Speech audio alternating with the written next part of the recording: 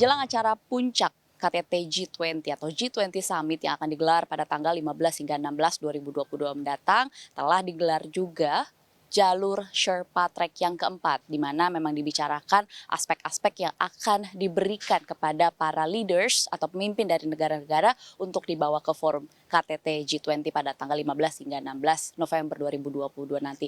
Lalu seperti apa proses pembuatan rekomendasi dari jalur Sherpa ini? Sudah bersama dengan kami Ketua Sekretariat Gabungan Sherpa Track dan Finance Track Bapak Susi Wijono Mugiarso. Halo, selamat siang Pak Siang, Susi, Mbak apa Dina. kabar? Baik, terima kasih Mbak Dina, teman-teman para pemirsa CNBC. Jadi Pak, ini kan memang sudah semakin dekat begitu acara Ya. puncak. Bagaimana persiapan atau proses dari jalur Sherpa ini yang pastinya akan menjadi penting untuk proses KTT G20 pada pekan depan? Baik, terima kasih Mbak Dina, para pemirsa CNBC. Hari ini kalau kita countdown H-2 dari KTT. Sebagaimana kebiasaan penyelenggaraan KTT G20 atau G20 Summit, menjelang KTT atau back to back dengan KTT itu diselenggarakan pertemuan yang terakhir dari Sherpa Track. Sebagaimana kita ketahui di dalam G20 ada dua jalur, ada Sherpa Track dan Finance Track. Nah, di pertemuan terakhir itu juga ada joint meeting antara Sherpa Track dengan Finance Track. Nah, Sherpa Track ini sebenarnya sudah 4 kali melakukan pertemuan untuk menyiapkan substansi dari KTT G20. Pertemuan terakhir yang keempat back to back dengan KTT itu diselenggarakan mulai tanggal 11 kemarin sampai tanggal 14 besok. Jadi pas menjelang KTT, hasil dari Sherpa Track ini nanti dalam bentuk outcome dokumen, biasanya kita nyebutnya sebagai leadership declaration gitu. Outcome dokumen ini yang nanti akan diadopsi dan ditetapkan di dalam KTT G20. Sehingga masih ada kesempatan misalkan besok selesai Sherpa kita putuskan outcome dokumennya untuk masing-masing Sherpa melaporkan dulu kepada para leaders. Nah, mungkin tadi pertanyaan Mbak Dina, bagaimana perkembangan pembahasan di pertemuan Sherpa yang keempat ini gitu. Jadi mungkin bisa kami sampaikan informasinya. Memang pembahasan di Sherpa itu kan sangat tertutup sekali karena banyak sekali isu-isu sensitif yang dibahas di sana dan seluruh substansi dari KTT G20 utamanya yang ada di legislation memang dibahasnya hanya di forum itu. Termasuk dari Finance Track pun juga akan menyampaikan kepada para Sherpa untuk dimasukkan di konsep leadership declaration atau outcome dokumennya. Nah, sampai dengan hari ini proses pembahasan masih berjalan, masih sangat dinamis, ada beberapa isu yang masih dibahas untuk disepakati. Namun dapat kami sampaikan bahwa untuk semua isu-isu yang substansi teknis itu relatif hampir semuanya sudah sepakat. Tinggal dituangkan di dalam draft dari outcome dokumennya. Namun demikian memang seperti kita ketahui masih ada beberapa isu yang ada di paragraf pembukaannya atau biasanya kita di paragraf syapunya itu masih ada beberapa yang perlu kita sepakati, terutama kaitannya dengan perkembangan geopolitik dunia, bagaimana kita menyepakati bahwa geopolitik dunia ini dampaknya harus kita selesaikan bersama-sama dan hal-hal seperti itu. Tapi untuk paragraf isinya sendiri yang untuk substansi teknis, alhamdulillah sebenarnya sudah relatif sepakat semuanya.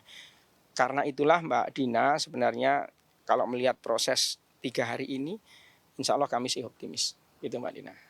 Baik, optimis ya Pak Susi. Tapi ini kan Presiden Republik Indonesia Joko Widodo terus mengingatkan dan juga menyebutkan bahwa KTT G20 yang digelar di Indonesia ini berbeda dengan G20 yang lain karena akan membawa dampak yang real terhadap problem-problem yang terjadi secara global ini. Betul. Untuk mencapai target tersebut bagaimana prosesnya Pak? Ini pertanyaan bagus sekali. Jadi Bapak Presiden sejak awal, sejak kita menerima handover dari Italia, itu di 1 Desember 2021 yang lalu, Bapak Presiden sudah menyampaikan Indonesia fokus kepada bagaimana berbagai outcome dokumen atau leadership declaration ini semuanya nanti akan memberikan manfaat nyata, manfaat yang konkret baik bagi Indonesia maupun solusi bagi berbagai permasalahan global yang sekarang ini kita alami bersama-sama dengan semua negara.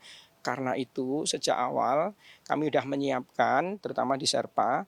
Jadi nanti leadership declaration itu berisi paragraf-paragraf yang mencerminkan substansi dari beberapa pembahasan sepanjang setahun ini, utamanya di paragraf leadership checklist nanti atau outcome dokumen itu adalah menyangkut ke 3+1 prioritas kita.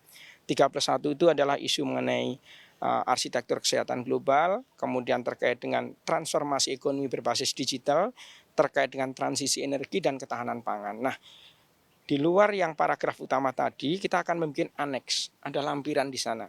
Nah, aneks 1 itu isinya adalah outcome dokumen dari berbagai pertemuan ministerial meeting maupun working group. Aneks 2 ini berisi namanya concrete deliverables.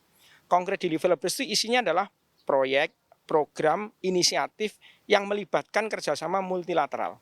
Di mana itu menyalakan proyek bersama. Kita berharap dengan proyek-proyek itu menyelesaikan berbagai krisis yang dialami dunia sekarang. Sekarang ini dunia mengalami krisis pangan, krisis energi, dan krisis keuangan. Utamanya itu. Nah, Bapak Presiden dari awal kita harus memberikan manfaat nyata, baik bagi Indonesia maupun solusi dunia. Disitulah nanti kita akan lampirkan list of project tadi, ada 226 proyek multilateral, dan ada 140 proyek sifatnya bilateral yang menjadi bagian dari outcome dokumen Presidensi G20 Indonesia 2022. Kira-kira gitu, Mbak. Baik, kalau boleh tahu Pak, ini topik atau sektor apa yang paling alot atau paling sulit untuk mencapai kesepakatan? Sebenarnya kalau dari sisi substansi teknis, berbagai sektor sudah relatif kita sepakati semuanya. Jadi sekali lagi sekarang lebih banyak di luar substansi teknis, yaitu masalah-masalah geopolitik dan di paragraf pembuka di awal. Namun mungkin sedikit ngasih gambaran beberapa sektor yang sebenarnya tidak alot, tapi artinya sangat dinamis karena semua negara concern di situ, terutama terkait dengan menyelesaikan 3 krisis ini. Pasti isu yang paling dinamis dalam pembahasannya adalah masalah transisi energi. Masalah transisi energi kita tahu sekarang ini terjadi krisis energi, inflasi dari energi itu sudah double digit, sudah tinggi sekali. Beberapa negara maju memasuki winter musim dingin ini juga akan sangat kesulitan dengan inflasi energi yang cukup tinggi. Dan sebenarnya kita lebih mengarah ke nanti ke next terkait dengan renewable energy, green energy dan sebagainya. Jadi lebih banyak di transisi energi kita relatif banyak sekali dinamika pembahasan di sana. Kalau yang isu arsitektur kesehatan global, kemudian transformasi ekonomi berbasis digital relatif semua sepakat. Karena digitalisasi dengan pandemi ini malah justru terakselerasi. Baik Pak, ini perwakilan-perwakilan delegasi ini juga kan pastinya menggelar jalur Sherpa Track yang tadi yang akan direkomendasikan kepada masing-masing pemimpin. Ini bentuk komunikasinya seperti apa Pak? Ya, ini bagus sekali. Jadi sepanjang 3 hari kita terus membahas dengan seluruh Sherpa, dan kemarin kita join dengan finance track. Jadi pembahasan biasanya pagi sampai malam sampai pagi lagi gitu. Dan di tengah-tengah pembahasan memang pasti harus ada yang dikomunikasikan ke leadersnya di masing-masing negara.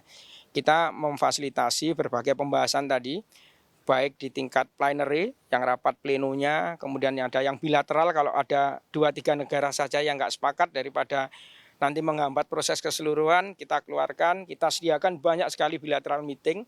Kemudian juga ada semacam breakout meeting di situ, kalau ada yang stuck kita pindahkan lagi ke sana. Kita juga kemarin mengenalkan ada namanya sofa talk, itu dari head of delegate-nya kita kumpulin, kita ngeriung bersama, itu sangat efektif. Artinya gini, kita melihat materi yang kita bahas itu memang dinamikanya luar biasa. Dunia lagi seperti ini. Sehingga masing-masing negara pasti punya concern, punya interest, punya kepentingan yang berbeda-beda. Nah, itu tidak mudah. Karena itu dengan model pembahasannya di Indonesia tadi, kami mengenalkan banyak sekali skema pembahasan tadi, sehingga per hari ini itu sangat efektif sekali. Mereka sangat apresiasi leadership Indonesia di dalam mengawal semua isu itu, memberikan cukup fair lah, porsi yang sama ke mereka. Kita dengarkan satu persatu, kalau nggak ada sepakat di sini pindah lagi ke ruang yang sebelah dan sebagainya. Dan mereka relatif terus komunikasi dengan leadersnya. Kalau ada yang mereka nggak berani memutuskan, terpaksa harus telepon ke capitalnya, ke leadersnya dan sebagainya. Itu Mbak Dina. Oke, baik Pak Susi, ini mungkin untuk menyimpulkan perbincangan kita pada siang sore hari ini, seberapa optimis Pak Sesmenko ini melihat kondisi seperti ini dari jalur Sherpa bisa akhirnya membuat kesepakatan yang utuh dan lengkap untuk diserahkan ke Leaders Declaration. Seberapa optimis Pak? Ya, ini pertanyaan Mbak Dina yang terakhir ini yang bukan paling berat, tapi yang memang paling harus hati-hati kami jelaskan ini. Kalau mendasarkan ke perkembangan selama 3 hari Sherpa meeting ini, memang masih ada besok. masih ada seperti saya ceritakan tadi, tahun lalu di Italia itu Sherpa baru sepakat sampai 2 jam sebelum summit, jam sebelum KTT. Itu pun sudah dibahas dari pagi sampai subuh lagi. Nah, kami melihat di sini jauh lebih baik, lebih kondusif. Dan yang paling penting kalau kita ajak bicara semua Sherpa, sebenarnya di tingkat Sherpa, sekali lagi di tingkat Sherpa, mereka punya komitmen yang kuat untuk menghasilkan leadership declaration. Tapi ada beberapa yang memang levelnya harus di leaders memutuskan. Sehingga kita sama-sama kadang Sherpa juga lapor ke leader, Sherpa yang lain membantu menjelaskan. Jadi semangatnya luar biasa. Komitmennya tinggi sekali untuk menghasilkan outcome dokumen leadership declaration tadi.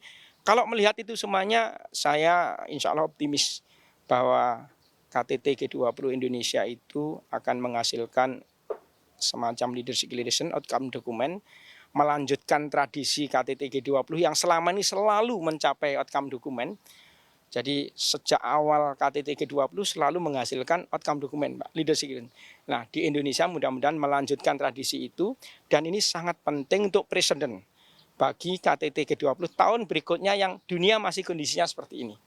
Karena itu kalau boleh disimpulkan, optimisme kami akan kami upayakan untuk bisa menghasilkan outcome dokumen leadership declaration dari Bali, dari Indonesia untuk dunia. Kira-kira itu kesimpulannya.